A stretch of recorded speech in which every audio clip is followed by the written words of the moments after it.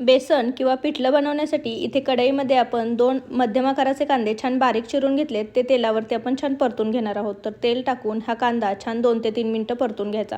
आता यामध्ये चवीनुसार मीठ टाकायचं, त्यामुळे कांदा पटकन शिजतो. कांदा छान शिजला की यामध्ये तेल टाकायचं.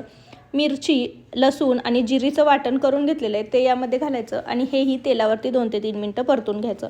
बारीक चिरलेली कोथिंबीर घालायची आणि तीही तेलावरती व्यवस्थित परतून घ्यायची. ही परतली गेली की यामध्ये बारीक चमचा हळद घालायची.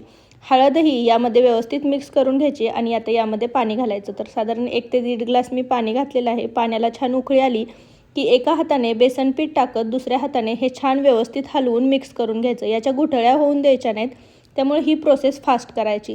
तर हे व्यवस्थित मिक्स झालं. तुम्हाला किती बेसन पीठ घालायचं आहे, साधारण इथे मी 4 ते 5 मुठी बेसन पीठ घातलेलं आहे आणि हे व्यवस्थित 2 ते 3 मिनिटं हलवून घ्यायचं. याला झाकण ठेवायचं आणि याची एक वाफ करून घ्यायची. तर गरमागरम बेसन तयार आहे.